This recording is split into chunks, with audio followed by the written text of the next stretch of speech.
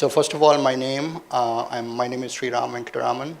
I'm based out of New York, and my background is primarily in financial services industry consulting for the last 15 years or so. So what do you mean by consulting? It's all about working with the major banks in New York and other financial centers of the world, working with them on the business problems facing the front office, middle office, and the back office. All the trading that happens in fixed income, FX, OTC derivatives and listed options, and of course commodities and equities, the technology behind that, me and my team were implementing those platforms and technologies for the last 15 years or so.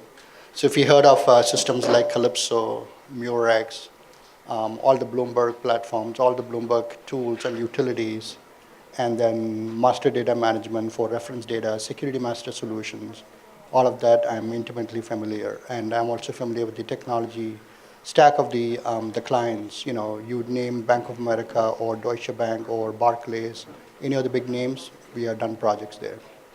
So that's my background. So I'm not really a hardcore technology person. I don't do the programming either, but I understand technology enough that it can help solve the business problems facing the industry, whether it's by regulation, competition, or any other key drivers that face the industry, including post the financial crisis of 2008. So that's me in a nutshell. So I'm going to talk about today the adoption cycle in these enterprises, which are viewed as kind of slow, which I agree. They are because of lots of reasons, lots of legacy reasons. And what is it that we can do as a community of a bunch of smart people and people like us who know the business problem or the business situation really well to help them move on the technology adoption when it comes to blockchain or distributed ledger or any of these topics. I can show you the page wherein I can show you what the banks are investing in.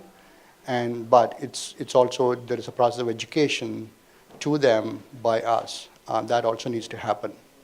We cannot just walk in and say, I got a great fancy solution and it'll solve all your problems. They will not buy it. That's been my experience. So anyway, so I'm talking about the legacy large banks, all the big names you can think of in London, New York, Frankfurt, Tokyo, wherever.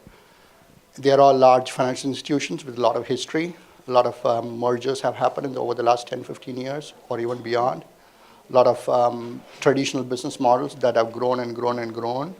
They became multi-billion-dollar companies, with a lot of operations around the world.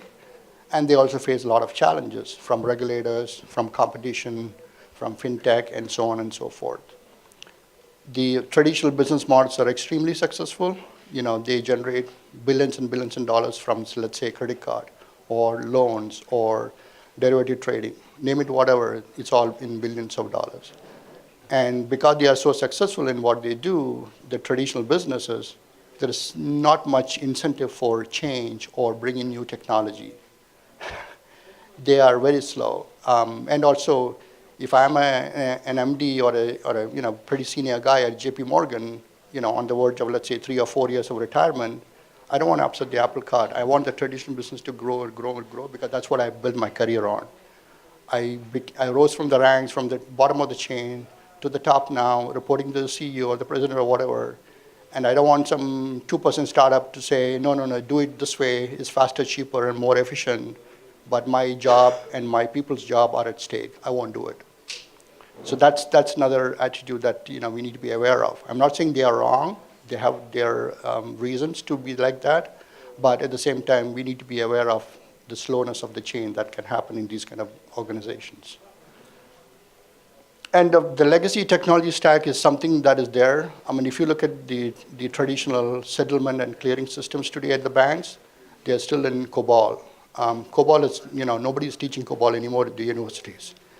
But the settlements and clearing and the exchange of transactions, buy, sell, whatever it is still done in using computers with COBOL.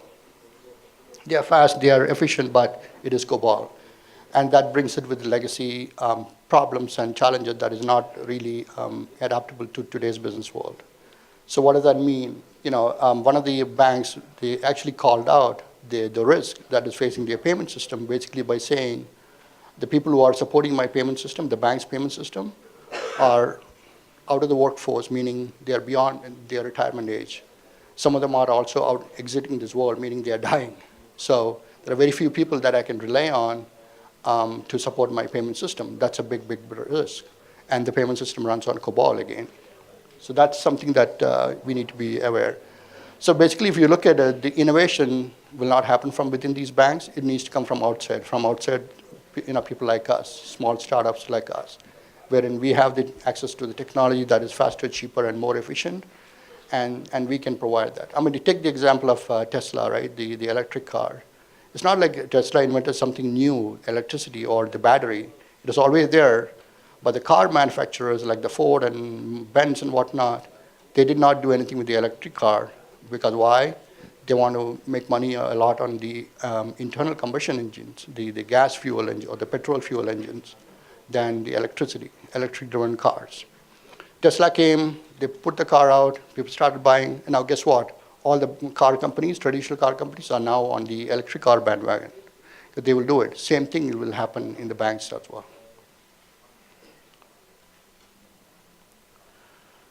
So just looking at what happened over the last 10 years, it's been roughly 10 years now since the crisis happened back in 2008. Banks got, went under. Some banks got bought by others, the bigger banks, and the existing banks became bigger and bigger, and which means they're also more complex. They're also more regulated now. The regulators came on and hammered them on OTC trading, derivative trading, compliance, you name it, capital adequacy. They're all there now. And it is across the globe, not just in the US, but also in Europe and Japan. But that also means as you get more complex, as you embrace more of the older technology, there's a big incentive within the banks to change and invest in transformation programs centered on digital, centered on some of the newer technologies like fintech. So that is also happening in a slow pace, not really fast. So that's what they're trying to do. And the other pieces that I want to touch upon is also the banks are also relying on external partners because they knew that they cannot do everything themselves now. External partners, utilities, other smaller technology providers, they're partnering with them to rebuild some of the business models that they have inherited from other banks, or they just got it through legacy, through history. So, but that also means that the market has evolved a lot in terms of the customer profile. Customers are a lot younger now. We all know that we all depend on online banking a lot, online payments. But the traditional customers of banks, they don't really do too much of online banking. You guys are very, very familiar with online banking, but not somebody who's been writing paper checks even today. They still order checks and they still make payments through checks. So the customer expectations and the behaviors, they have changed, which means that the bank has to change. It's a motivation coming from outside, not from within. There is also, the convergence of mobile and social media. I mean, look at us, right? We all have information at our fingertips. There's no excuse today by saying, I don't know this topic. You can always do a little Google search. I mean, you'll get dozens and dozens, thousands of links, but at least you will get some idea about what blockchain is. You may not become an expert, but at least there is somebody I can go to, some conference I can attend to get more information. So information is at our fingertip. There is no excuse saying that I don't know. And that's the behavior of the customers as well, because they know so much about credit cards, for instance. They just come and ask all the right questions. And the banks take time to process and answer and get back to the customer because they are still reliant on the older technology, older business model, everything that I outlined a couple of slides ago. 7 minutes left. Oh my God, I'm sorry. I've been talking too much. Why fintech? I'll run quickly through this. Faster, cheaper, more efficient, more innovative products, more innovative business models, and you are part of it. You are defining the future as opposed to following the old path, which is, just become a small employee in a retail bank. But fintech is driving change a lot in these institutions. So what are they investing in? Of course, blockchain, I talked about, they are investing, or they are co-partnering with others, utilities, external technology providers, smaller startups. They knew that a credit card company is actually formed by a 2-person startup. They can process applications faster, do the payments faster. They will take Bitcoin. They will do all kinds of new stuff that the banks cannot do. So they are partnering with those vendors, with those technology providers. The other one I'm working with, Powell, is the customer retention platform using loyalty points. It is still in conceptual stage. We are still fleshing out some of the requirements for a client of mine. That has got a lot of potential in terms of customer acquisition, customer retention, as well as dynamic pricing. Because once I have all of those 3 parties together, then I can do dynamic pricing across the platform. So what can we do better? This I'll spend the last few minutes of my time. So as I said, right, we are all smart people. You put 5 of us in a room, we'll come up with a solution. Now, the problem is the solution may be for, let's say, KYC. But the one thing that we don't really know very well is that KYC can be a little different between jurisdictions. The KYC applicable for, let's say, a client in Singapore or a bank in Singapore is entirely different from the KYC requirements in Geneva, in Switzerland. So the more you understand the problem, the better the solution will be. It's almost like, think of it like I'm a patient going to a doctor and I complain about my headache. The more the doctor asks me questions about my headache, the more I answer, then the headache becomes something bigger. It'll be something else other than headache. And the doctor can give me medicine for that problem, not the headache problem that I thought I had. So the better the better we scope the business problem, like a KYC, like any topic reference data for whatever, the better our solution can be. Then we can say, oh yeah, you are in Singapore for private banking for KYC.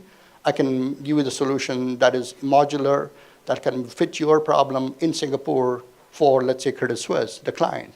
And the same Credit Suisse will say, no, my problem in Singapore is different, or New York is different. I have the solution too. So it's almost like having different levels of the headache tablet that the doctor is giving me, so then my headache and the other problem can go away. So that's something that we all need to work on a lot. No offense to anyone, but it's almost like everybody can come up with a solution, but the solution need to fit the problem. And that's what my role is too. My role is to also educate the technology provider to make sure that they understand the problem really, really well, so that they can fashion the solution to that particular problem that is faced by the same bank or different banks in the same jurisdiction.